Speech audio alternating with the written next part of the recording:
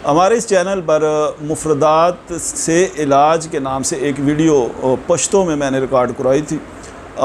मुख्तसर सी वीडियो थी अजवाइन देसी के बारे में। तो बहुत सारे लोगों ने कहा कि इसका आप उर्दू में इसका करें। ये उर्दू में भी हाज़िर है। और दोस्तों याद रखें कि मुफरदात से इलाज का मतलब ये होता है कि किसी एक सिंगल जो जड़ी बूटी है उससे आप इलाज करते हैं। और इससे इलाज के जो फ़ायदे हैं या नुकसान, इस पे बात करेंगे। अजवाइन देसी जो है वो किन किन अमराज में मुफीद है उस पे बात करेंगे, और किन किन अमराज में ये नुकसान देती है उस पे बात करेंगे। तो सबसे पहले हम आते हैं कि मुफरदात से इलाज इसकी इब्तदा कब हुई और क्या ये पहले से ये तरीक़ा था? जी हाँ था। हमारी जितनी किताबें हैं कदीम जो किताबें लिखी हुई हैं हुकामाए कराम की, तो उसमें आपको मुफरदात से इलाज नज़र आता है। जो काबिल तरीन हुकामाए कराम थे, जो जय्यद हुकामाए कराम थे, बरसग़ीर पाक व हिंद या दुनिया में जहाँ भी कहीं थे, वो सबसे पहले तरजीह अव्वल जो है वो मुफरद मुफरद जड़ी बूटी से इलाज करते थे। और साबर मुल्तानी रहमतुल्लाह अलैह कहते हैं कि जो मुफरद शय से इलाज किया जाए और उसका फ़ायदा ये है कि अगर आपकी तशख़ीस गलत हो या का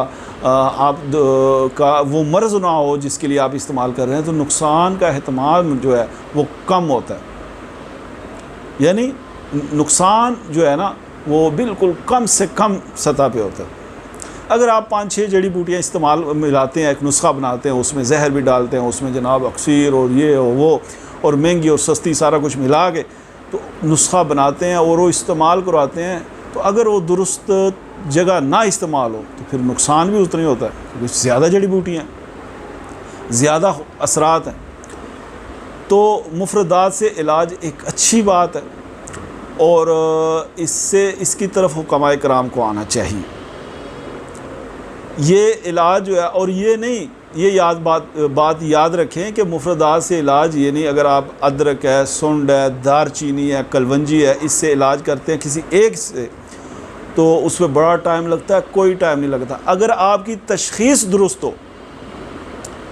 याद रखें, तशख़ीस मैं कहता हूँ सबसे अहम है।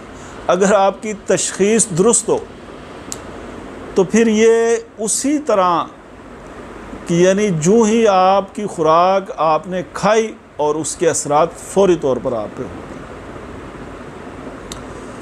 हैं। नहीं तो आप कर लें, तजुर्बा कर लें। हम बहुत सारे ऐसे मैं तजुर्बा ये करता रहता हूँ कि मरीज़ को पास बिठा के उसको एक चीज़ खिलाता हूँ और उसके असरात फौरी देखता हूँ। तो बहुत सारी मुफरदात, चूँकि हर चीज़ ही मुफरद है सबसे पहले तो इससे इलाज करना चाहिए और इसकी तरफ आना चाहिए। लेकिन मसला यही है कि हमारा जो ये आजकल का दौर है और ये हुक्माए कराम में जो मर्ज़ पैदा हो गया ना, हुक्माए कराम में मर्ज़ पैदा हो गया, नुस्खा जात की तलाश और नुस्खा जात और बड़े बड़े नुस्खा जात जो है, तवील तरीन शैतान की आंत की तरह जो लंबे नुस्खा जात है, उससे इलाज में इनको इत्मीनान महसूस होता है। ये ख़ुद ही मुतमईन नहीं होते। ये रंग बिरंगियाँ जनाब, ये शरबत, ये माजून, ये पुड़ियाँ, ये गोलियाँ, ये सारा कुछ मिला के देते हैं, तो हकीम साहब को भी इत्मीनान होता है और मरीज़ को उससे भी ज़्यादा इत्मीनान होता है कि चीज़ बड़ी देखती है। लेकिन ये बहरा गलत है। कई अमराज में आप दे सकते हैं, लेकिन कम से कम कोशिश करें। साबर मुल्तानी रहमतुल्लाह अलैह की अक्सर मैं बात करता हूँ, तो ये इस दौर के मुहक्कक मुजद्दद और इस दौर के अबू अली सीना हकीम इनकलाब दोस्त मोहम्मद साबर मुल्तानी हैं।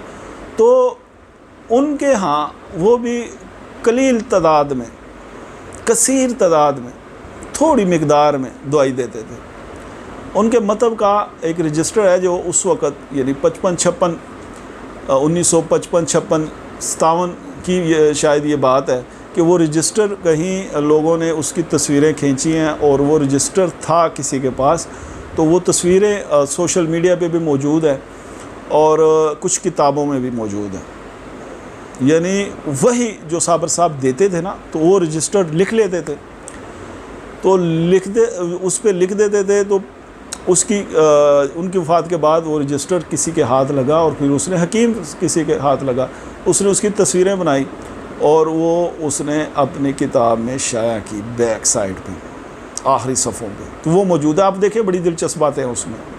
यानी सक्खर से मरीज़ आया और उसको देख क्या रहे हैं, सिर्फ मुहर्रक उज़ला तेसाबी, मुहर्रक 3, शदीद 5, मुलय्यन 5, इनमें से एक। और मरीज़ ठीक होते थे। जब आपका इत्मीनान हो ना तो फिर मरीज़ ठीक होता है। दोस्तों हम आते हैं वापस असल बात की तरफ। अजवैन देसी मुफरद अशिया में से एक चीज़ है। अजवैन देसी आम मिल जाती है, सस्ती तरीन है। तो इसका आप इसको साफ़ करके इसका सफ़ूह बना ले तो किन किन अमराज में ये मुफीद है। जी हाँ, ऐसे ऐसे अमराज जो दर्द सर बने हुए हैं आपके लिए। सबसे ज़्यादा अमराज मैदा आजकल हमारे यहाँ खुश्की, तेज़ाबियत, इसके अमराज ज़्यादा हैं। मैदे के अमराज जो है ना, मैदा ख़ुद मुरक्कब उज़व है, तो मैदे में जो आजकल जो अमराज हैं मिजाज के हवाले से मैदे के, वो खुश्की, तेज़ाबियत उसमें ज़्यादा है। तो उसके लिए अजवैन कमाल दर्जे की चीज़ है, सिर्फ सिंगल अजवैन देसी। अच्छा, कब्ज़ जो है उसके लिए बेहतरीन है, बग़ैर किसी सोचे समझे कब्ज़ के लिए जब आप इसको इस्तेमाल करेंगे फ़ौरी रिज़ल्ट आएगा। आधी चम्मच सुबह दोपहर शाम सफ़ूफ़ इसका बना लें। दर्द मैदा खुश्की की वजह से हो, रियाह की वजह से हो, रियाह गलीज़ की वजह से हो, तो ये आप दे सकते हैं, फ़ौरी असर करता है। अगर आपको भूख नहीं लगती, भूख भी लग जाएगी इससे। खुश्की की वजह से आपको पता है, मालूम है कि जोड़ों में दर्दें होती हैं आम तौर पर, उसके लिए भी ये गर्म खुश्क मिजाज की है ये। अच्छा, यूरिक एसिड वो क्या है, इस पर भी तफसील में जाए बग़ैर अगर आप यूरिक एसिड में आप इसको इस्तेमाल करेंगे तो बड़ा मुफीद है, बड़ी मुफीद चीज़ है। कोलेस्ट्रोल के लिए भी मुफीद है। अच्छा, ये ख़ारिश, खुश्क, जल्दी अमराज जो है खुश्की की वजह से, उसके लिए भी मुफीद है। दर्द सर जो है खुश्की की वजह से, उसके लिए भी मुफीद है। बवासीर जो है मोकों वाली, उसके लिए भी मुफीद है।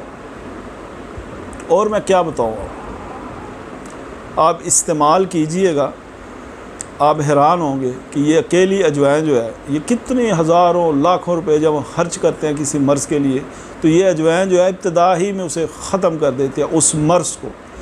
अजवाइन देसी कमाल चीज़ है। अब आप इसका सफ़ूह बना लें और इसमें कोई एक आधी चीज़ और भी शामिल कर लें, सौंफ शामिल कर लें इसके साथ। अगर आपने इसकी कुछ बनानी है इस तरह की चीज़ मैदे के लिए, तो उसको आप कर लें। अजवाइन का कावा पी लें आप।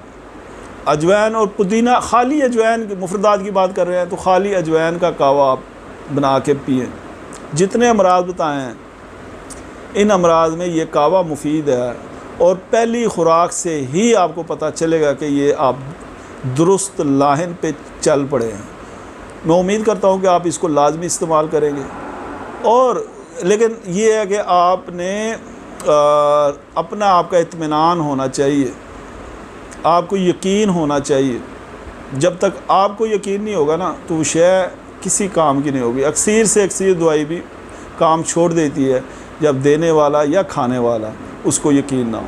अस्सलाम वालेकुम वरहमतुल्लाहि वबरकातुहू।